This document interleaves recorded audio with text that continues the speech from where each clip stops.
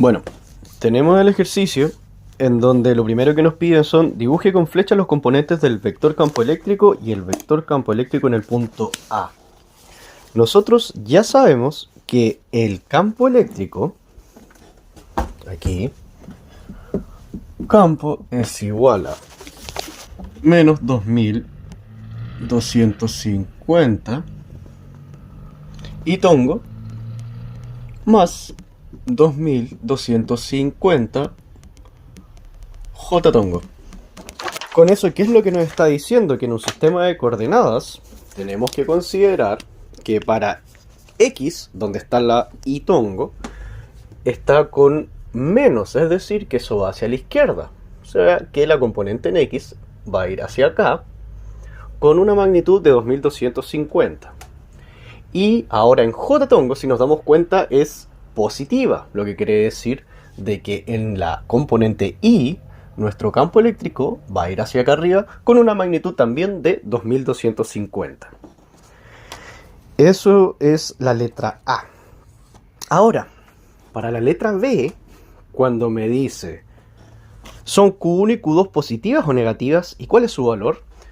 Cuando nosotros tenemos Q1 y Q2, tenemos que saber si son positivas o negativas. En este caso, ambas están produciendo un campo que sale desde ellas, es decir, repelen, en vez de atraer, están repeliendo. ¿Qué tenemos que considerar ahí entonces? Que estas cargas van a ser positivas. ¿Por qué? Porque están generando un campo de repulsión. Por lo tanto, simplemente porque las flechas se alejan de esas cargas, entonces estamos hablando de que tanto Q1 como Q2 tienen cargas positivas. Ambas son mayores a 0. Ahora lo que tenemos que hacer es saber el valor que tienen esas cargas. Nosotros ya conocemos el campo. Entonces ahora, para poder saber cuál es la carga, tenemos que pensar la fórmula para el campo magnético es igual a la constante de Coulomb por la carga que yo esté viendo partido en el radio al cuadrado. Recordemos que estos son 20 centímetros que los separan, es decir, que esto es 0,2 metros. Siempre tenemos que trabajar en el sistema internacional. Ahora, nosotros lo que deberíamos hacer sería ver el campo, ya sea en mi componente X o en mi componente Y. ¿Por qué me conviene hacer esto? Porque aquí yo tengo una carga que está afectando solamente en el eje X y otra carga que está afectando solamente en el eje Y. Esto es porque están justo perpendiculares. Entonces lo primero que yo quiero hacer podría ser verificar la carga que tengo en el eje X, podría ser. Es decir, que el campo en X va a ser de Q2. ¿Sabemos la carga de Q2? No, es lo que debemos saber. Por lo tanto, aquí ¿qué es lo que tenemos que hacer? Valores que conocemos el valor del campo para X y eso es de 2250. Es menos porque va hacia la izquierda, sin embargo aquí vamos a centrarnos en la magnitud nada más para después poder ver la carga, sabiendo que esa carga va a ser positiva. Entonces procedemos a reemplazar con la información que tenemos. El campo en X sería igual a mis 2250 igual a constante de Coulomb por mi carga 2 partido en el radio al cuadrado, que en la carga 2 la diferencia que tengo aquí, la distancia, es de 0,2 metros. Por lo tanto aquí sería 0,2 al cuadrado. Eso después lo despejaríamos y me queda como que Q2 sería igual a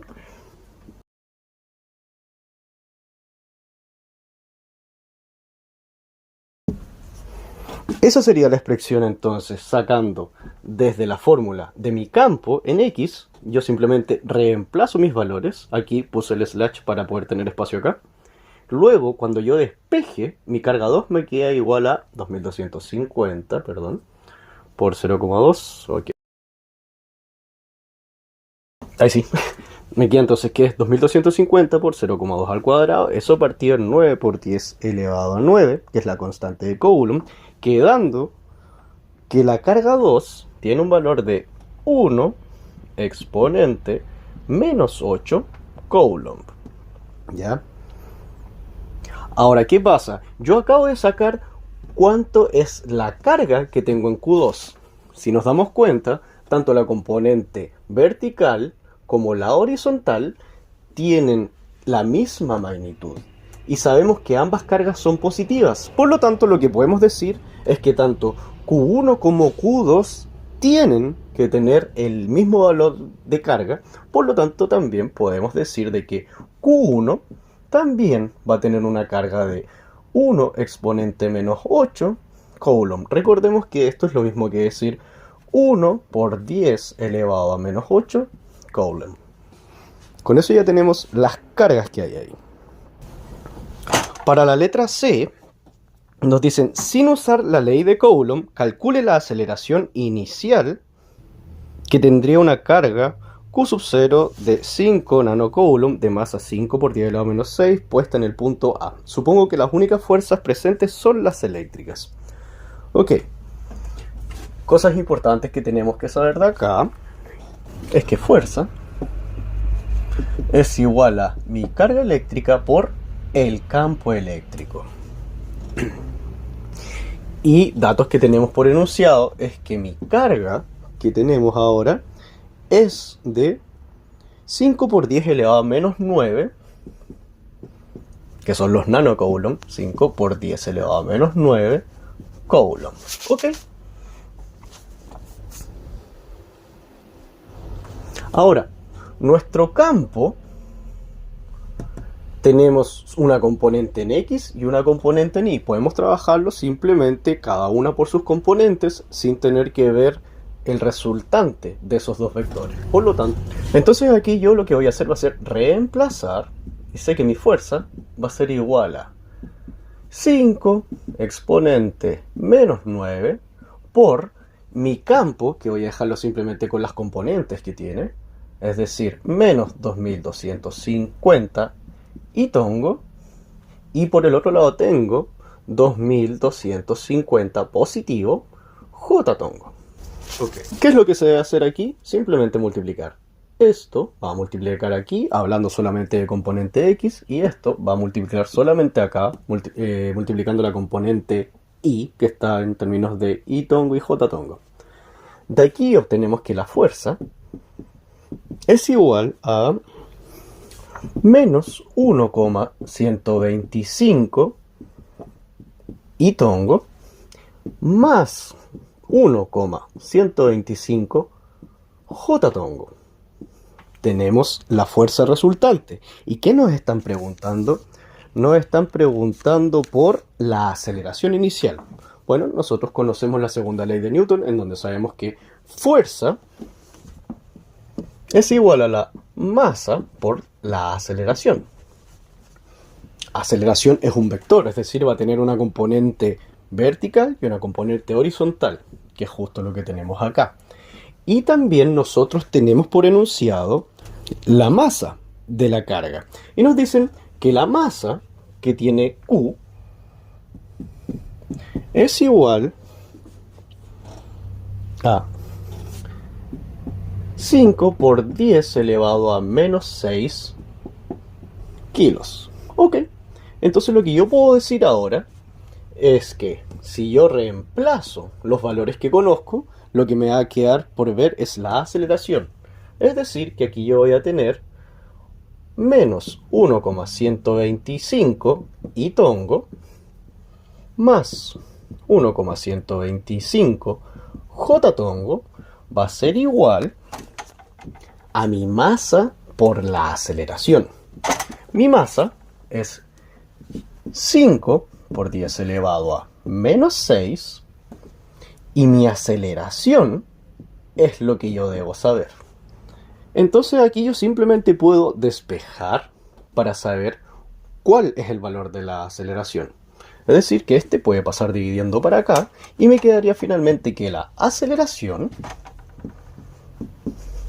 sería igual a mi fuerza partido en la masa que yo tengo, 5 por 10 elevado a menos 6. De aquí lo que se desprende es que la aceleración sería igual a... Ahora, si hay dudas cómo trabajo esto, simplemente se trabaja cada uno por separado. Todo lo que corresponda a y tongo, yo lo trabajo como si fuera un número normal, acordándome que estamos hablando solamente en términos de y tongo. Y por otro lado, trabajo solamente con mi j tongo, sabiendo que esto corresponde a la componente vertical. Entonces ahora yo simplemente voy a resolver eso. Y lo que me queda, lo que debería darte también, es que eso sería igual a menos 2,25 y tongo. Y por otro lado, 1,125 j tongo partido en 5 por 10 elevado a menos 6 sería más 2,25 j tongo. Con eso acabamos de sacar la aceleración que hay ahí. La letra D nos dice que signo debería tener una carga Q3 colocada en el punto B para que anule el campo que hay en el punto A y cuál sería el valor de esa carga. Es decir que aquí tenemos que poner una carga tal que sea capaz de anular lo que tenemos acá. ¿Cómo podríamos anularlo? La forma más fácil de pensarlo sería verlo por componentes primero. Es decir, si yo quiero anular todo lo que tengo aquí, voy a tener que tener exactamente lo mismo, pero en sentido opuesto. Es decir, en vez de tener menos 2250 y tongo, aquí yo debería tener 2250 y tongo positivo. Ahora, para mi componente vertical, en donde yo tengo más 2250 j tongo, yo debería tener también acá menos 2250 j tongo. ¿Y ahora qué ocurre con eso? Estoy teniendo las componentes de mi nuevo campo para poder anular lo que tengo en el campo A. Y ahora, ¿qué es lo que yo debería saber? ¿Cuál es el valor total de ese campo que hay ahí? Para poder saber cuál es el valor total que tiene ese campo, lo que yo tengo que hacer es sumar ambos vectores. Es decir, tengo que calcular la resultante de la suma de ambos vectores. ¿Cómo hago eso? Con un Pitágoras. Lo que yo tengo que saber primero es que como quiero anular eso de acá, primero tengo que saber cuál es la distancia que hay hasta acá. La distancia que tengo en un cuadrado siempre va a ser, la distancia que tengo aquí siempre va a ser lado raíz de 2. Ahora, si es que hay dudas cómo se hace, la otra forma sería la raíz cuadrada de un lado al cuadrado más el otro lado al cuadrado. Y eso sería equivalente a tener, como decía yo, lado raíz de 2.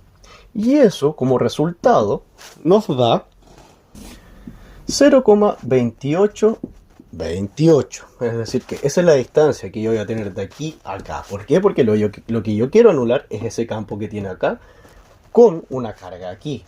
¿Cuál es la distancia que tengo que tener? La diagonal que hay en ese cuadrado, que es lado raíz de 2.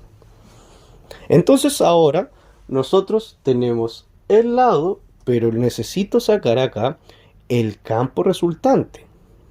¿Cómo puedo calcular cuál es el campo resultante? De exactamente la misma forma como calculamos lo que había acá, para poder calcular cuál es la resultante de ese campo, yo aquí puedo ver de que tengo también un cuadrado de lado 2250. Entonces la resultante sería exactamente lo mismo. El campo total sería igual a el lado raíz de 2. O lo mismo, como lo había hecho antes, la raíz de 2250 al cuadrado más 2250 al cuadrado. Y eso me quedaría que mi campo es igual a 3182. Ok, entonces tengo cuál es mi campo, tengo cuál es la distancia, y lo que me interesa saber es cuál es la carga que tiene que tener para que se pueda anular esto. Yo lo que sé es que la fórmula de campo es igual a la constante de Coulomb por la carga que quiera ver, que en este caso es Q3, partido en mi distancia al cuadrado. Me sé la constante de Coulomb, tengo la distancia al cuadrado, tengo cuánto vale mi campo, que es la resultante que tenemos acá, que le voy a poner acá, 3182. Y lo que necesito saber es Q3. Entonces ahora simplemente lo que hacemos es reemplazar todos los valores que tenemos para calcular la carga Q3.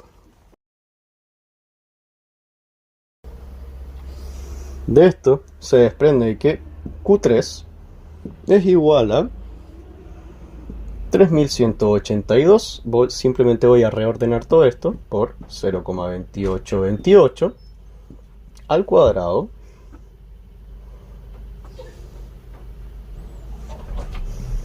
partido en 9 por 10 elevado a 9. Al momento de resolver esto, obtenemos que Q3 entonces va a tener un valor de 2,82 exponente menos 8 Coulomb. Lo que también se puede decir, si es que yo corro la coma un espacio a la derecha, es decir, tendría que castigar el número 1 más, Q3 también se puede decir de que es 28,2 exponente menos 9 Coulomb, y el exponente menos 9 es lo mismo que decir nano. 28,2 nano Coulomb. Por lo tanto, ya tenemos el valor de esa carga. Y así es como se calcularía el ejercicio que estábamos viendo. Un detalle que preguntaba por cuál es el signo que debería tener esa carga. Pensemos, nosotros sabemos que tanto Q1 como Q2 son positivas, por eso estoy teniendo un campo que repele, que se va hacia afuera. Y aquí, ¿cuál será el signo de esta carga en donde el campo que yo necesito que haga todo lo contrario, es decir, que atraiga en vez de repeler? Sería lógico entonces pensar de que esta carga necesita tener una carga negativa, o el signo que tenga esta carga tiene que ser negativo, porque lo que tengo que hacer es contrarrestar la acción de esta y de esta. Si hubiera sido una carga positiva, entonces este campo no se iría hacia acá, sino que se iría hacia el otro lado. Lo que queremos hacer es todo lo contrario, contrarrestar cargas positivas. Por lo tanto, el signo de esta carga tiene que ser negativo. Detalle que se me había quedado.